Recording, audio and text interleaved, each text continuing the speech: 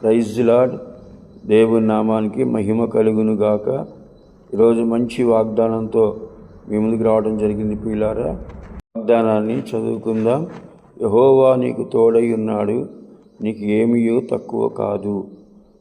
దేవుడు మనకు తోడై ఉన్నప్పుడు మన జీవితంలో మనకి ఏమీ కూడా తక్కువ కాదు.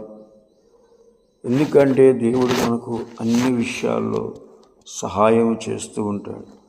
ఆనాడు విధవరాలకి దేవుడు, ఆమె జీవితంలో ఆమెకి ఏమీ లేదు, తినడానికి తిండి లేదు, ఏమీ లేదు ఆమె జీవితంలో. కానీ ఆమె చాలా పేద స్థితిలో ఉన్నప్పుడు దేవుడు ఆమెను కనికరించి ప్రవక్తను పంపించినప్పుడు ఆ ప్రవక్త ఆమె దగ్గరికి వెళ్ళి, అమ్మా నాకు కొద్దిగా నీళ్లు కావాలని అడిగాడు.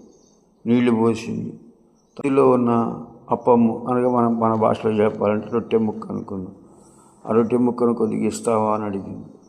అయ్యా ఈ రొట్టె ముక్క కొద్దిగా ఉంది, ఇది నాకు నా కూతురికి మాత్రమే కొద్దిగా ఉంది, మేము తినకుండా నీకు ఇస్తే మేము చనిపోతాము అని ఆమె బాధపడుకుంటూ చెప్పింది. లేదమ్మా, అప్పమ్మ నీకున్న దాంట్లో కొద్దిగా నాకు పెట్టి మిగతాది మీరు తినండి అంటే తర్వాత ఆమె ఆలోచించుకొని ఆ రొట్టె ముక్కను తీసుకోవడం జరిగింది. పేద స్థితిలో ఉన్న ఆ తల్లికి దేవుడు ఆమెను చూసి ఆమె యొక్క కరువును దరిద్రమునంతా తొలగించి ఆమెకున్నది కొద్దిగైన ప్రవక్త చేతిలో పెట్టింది కాబట్టి ప్రవక్తను బట్టి దేవుడు ఆ తల్లిని దీవించి ఆశీర్వదించాడు.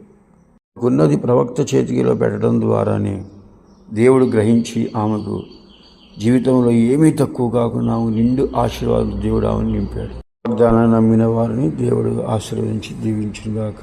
ఆమేన్.